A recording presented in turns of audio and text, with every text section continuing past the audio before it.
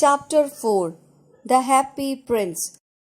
The statue of the Happy Prince stood on a tall column high above the city. He was gilded all over with thin leaves of fine gold. For eyes he had two bright sapphires. A large red ruby glowed on his sword hilt. One night there flew over the city a little swallow. His friends have all gone away to Egypt 6 weeks before, but he had stayed behind. Now he wanted to go too, but it was night and he was tired after flying all day long, so he wanted to have some rest. Where shall I put up? He said to himself. Just then he saw the statue on the tall column. I will put up there, he cried. It is a fine place with plenty of fresh air. So he alighted just between the feet of the Happy Prince. I have a golden bedroom, he said as he looked around, but as he prepared to sleep, a large drop of water fell on him.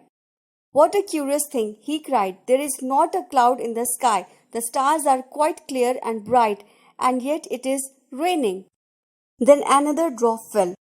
What is the use of a statue if it cannot keep the rain off? He said. I must look for some other place. But before he had opened his wings to fly away, a third drop fell. The swallow looked up, but oh, what did he see? The eyes of the Happy Prince was filled with tears, and tears were running down his golden cheeks. The little swallow was filled with pity. Who are you? He said. I am the Happy Prince. Why are you weeping then? Asked the swallow. When I was alive, answered the statue, I did not know what tears were. I lived in the royal palace where sorrow was not allowed to enter. My countries called me the Happy Prince, and happy indeed I was. So I lived, and so I died.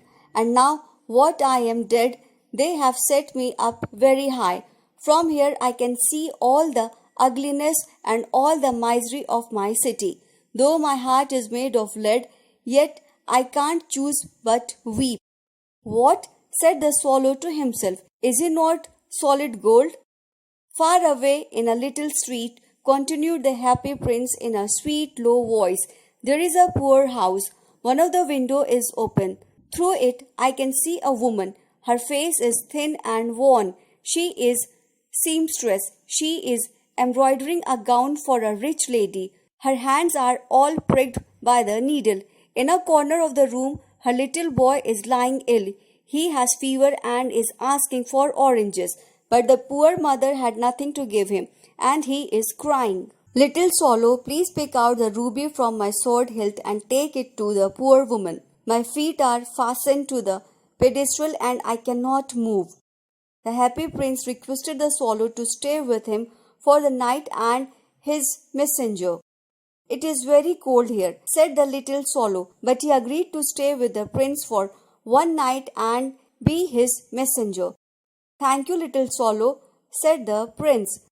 The swallow picked out the great ruby from the prince's sword and flew away with it in his beak. He flew over the roofs of the city. He saw lanterns hanging at the doors of poor cottages.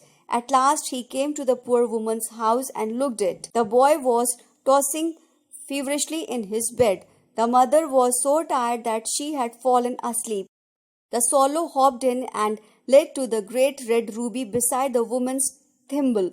Then he flew gently round the bed and fanned the boy's forehead with his wings. How cool I feel, said the boy. I must be getting better. The swallow flew back to the Happy Prince and told him what he had done. How curious, said the swallow. Now I feel quite warm although it is so cold, because you have done a good act, said the Happy Prince. The swallow spent the night with the prince and woke up at sunrise. He spent the day flying over the city. When the moon rose, he flew back to the Happy Prince to say goodbye. Little swallow, said the Happy Prince, please stay with me one night longer. Far away across the city, I see a young man in a garret.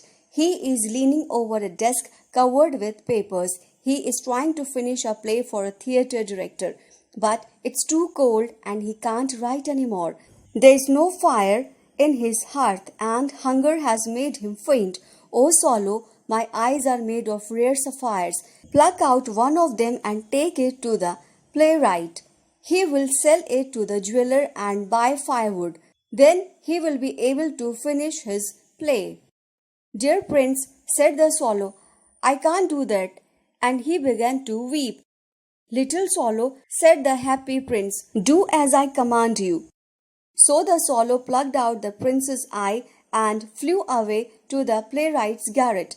Through a hole in the roof, he darted and placed the beautiful sapphire on the young man's desk. The next day the swallow flew above the river and watched the fisherman at work. And when the moon rose, he flew back to the happy prince to say goodbye. Little swallow, said the happy prince, in the square below there stands a little girl. She is a rag picker.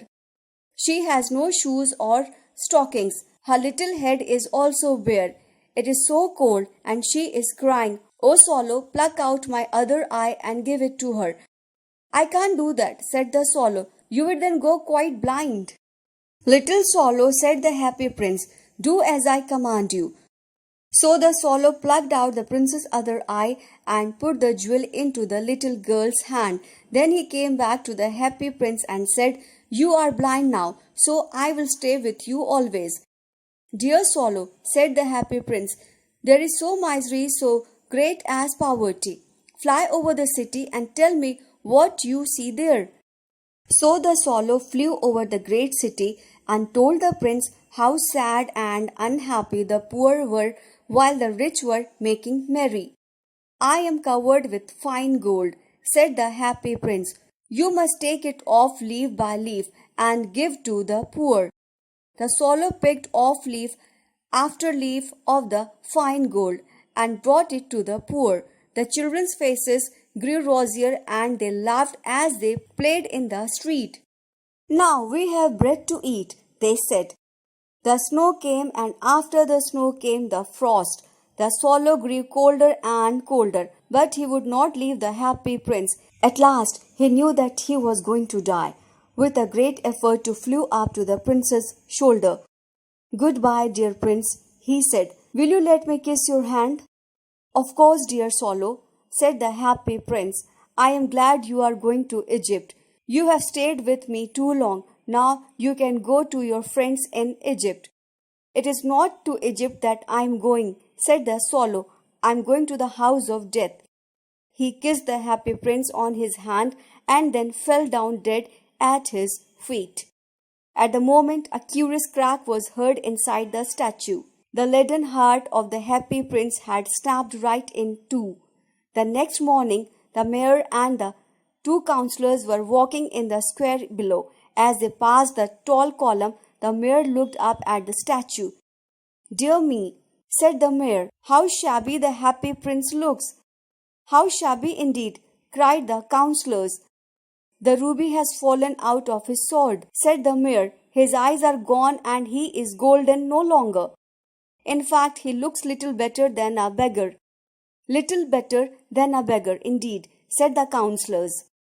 And here is a dead bird in his feet, said the mayor.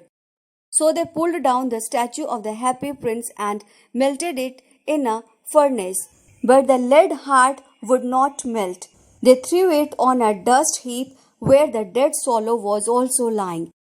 Bring me the two most precious things that are in the city, said God to one of his angels. The angel brought him the leaden heart and the dead bird.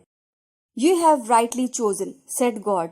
In my garden of paradise, this little bird shall sing forever, and in my city of gold, happy prince shall live forever.